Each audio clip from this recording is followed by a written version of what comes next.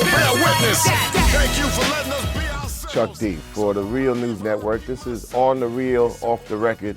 Hey, I really, I could be speechless because there's so much to say about this brother who is an icon, my idol.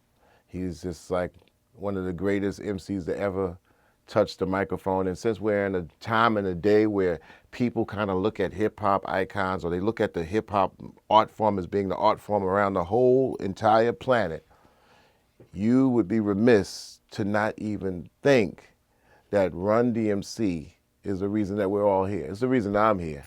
And I like to, just tell you that DMC is in the house. DMC in the place to be, Chuck DMC in the place to be. And, in this time and day of President Barack Obama asking for accountability and the responsibility, and people looking at hip hop and rap music as being this great communicator. So what they got, you think is hot, but the real things in life your soul forgot. Don't hear it on the radio or MTV, and I damn don't know about BET. Black is back. We got to get them straight. Black is back. I've never heard MCs or rappers actually talking about real things that real people want to hear to real people. It's a bad thing. Well, first of all, you got a lot of people in the business, those certain MCs who are probably 25 and up, but they're acting and dressing like children.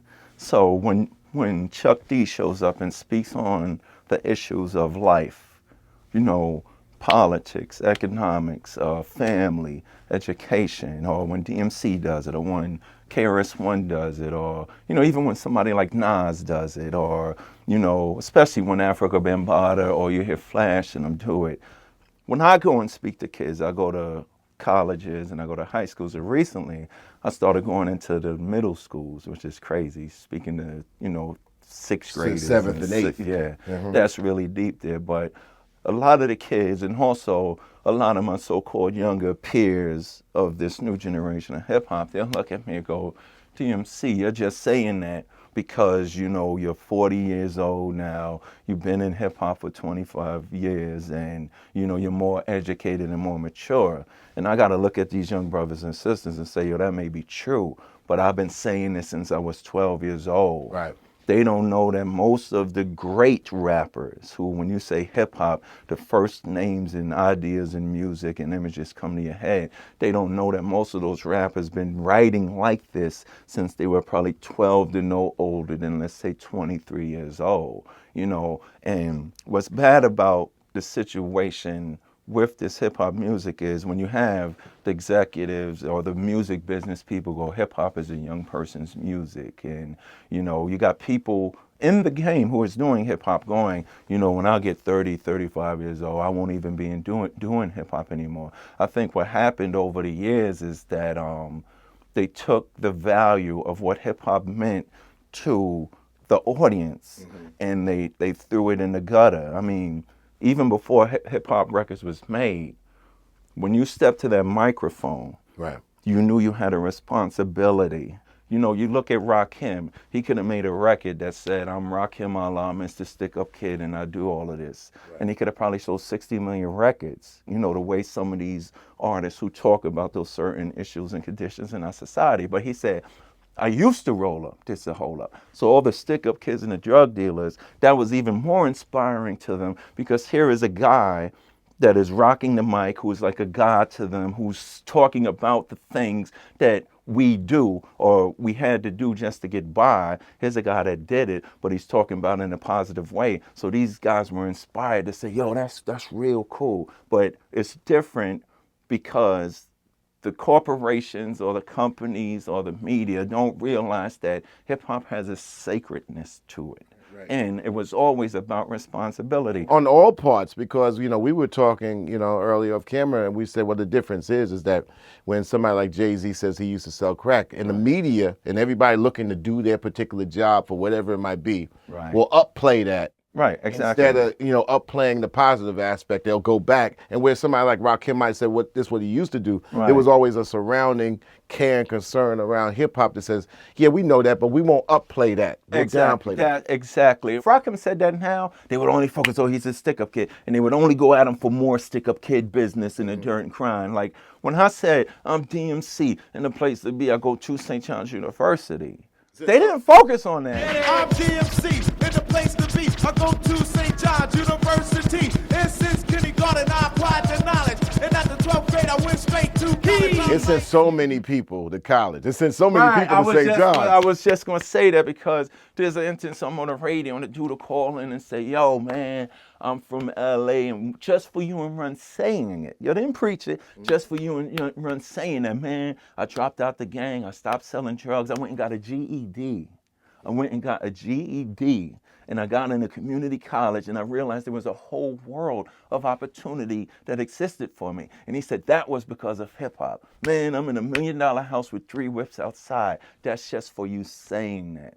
But when I look at Time magazines and Ford, they'll write about a rapper, a former crack dealer turned CEO of his own company. And they'll play up this crack and they'll talk about how many bricks he cooked. And then the rapper's still rapping about the bricks that he cooked and stuff like that. They don't realize, like you said, this guy got 1 million people looking at him. And for me, it's not against a personal attack on these artists, or it's not against, I don't even know them personally, but when they write former crack dealer who is now CEO, it makes these kids in the hood saying it's okay to sell crack. Right. Because I could be famous, which is contrary. That's not true. And it's the breadcrumbs that lead that, and anybody that thinks that they want to be an MC, which used to be like, okay, I'll tell the truth. I have these dreams ever since, Rap is a Light, if you want to go back to records, like Hotel, Motel, Oh, you wanted Holiday a Inn. Lincoln Continental and a pool? Right, he wanted those things and he tried to figure it out, But but you that knew was there the was a truth. standard.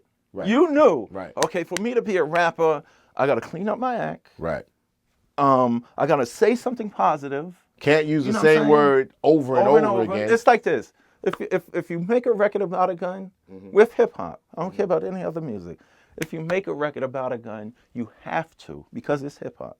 And the record companies, they need to hear this, and the artists today need to hear. If you make a record about a gun, you have to make a record about not using a gun. If you make a record about a bitch and a hoe, you have to make a record about Miss McGillicuddy, because a lot of these rappers, they'll use the excuse, man, we only rap about what we see. I don't care if it's a dirt poor ghetto in Little Rock, Arkansas. Growing up, you knew there was that one lady who got up every morning, went to the bus stop, rode 2 hours to clean her house and came back. She sent all her kids to college. Rapper man, your responsibility is to rap. Because you see about that, not only do you see that, but you know that. And so you're saying that, these elements surrounding over the last 25 years has led a lot of rappers who basically might believe one thing, but feel like they're forced to say another. Exactly. That's what's happening. Yeah. And we didn't want really public approval. It's like, a lot of rappers say, man, I just do that because that's what the people want. I got to get people to like me. We didn't want you to like me. For instance, it's something you said earlier. When we used to walk the line to go to the MTV Music Awards, like I was sitting a couple of years ago, I was sitting there downstairs with young white kid. Yeah. He knows Dr. Dre. He knows Jay-Z, he knows Run DMC, but he also knows Led Zeppelin, and he loves Rick Rubin. Right. So we're sitting there watching the VMAs when it first went to Miami. So I'm sitting there with him because I was talking about him producing some music for me.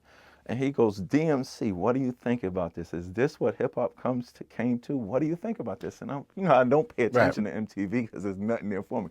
And I'm looking, and I'm like, wow, this is crazy, because I'm watching the VJ go, you got the superstars coming up, Game and 50 and Ludacris and Diddy and everybody, and they're coming up the ramp, the red carpet, and they got the cars to do the hop and the rims and stuff like that. And the VJ runs up to them and goes, hey man, what kind of rims is that on your car? And he does like this, right. And then the rapper answers him. And then he goes, hey man, what kind of jewels is that? Man, this is my Jacob. Now, if you look at hip hop, even when they try to tease us, when they do a comedy, they'll have the 3-stripe Adidas suits, the Gazelles, the whole Run DMC look. But they're doing that, even though they're teasing it, it's a respect Respect there for some because standard. this is good. It's a standard. This is the standard. And I'm looking at that, I'm going, oh my God. Then I thought about Jay because we used to walk the MTV lane, and if a guy was to say, Jay, is that a dookie rope on you? Jay would be like, man, you ask me that stupid question again, I'm going to smack you in your face. Because what they used to ask us was this, yo, Run DMC, why did you say what you said?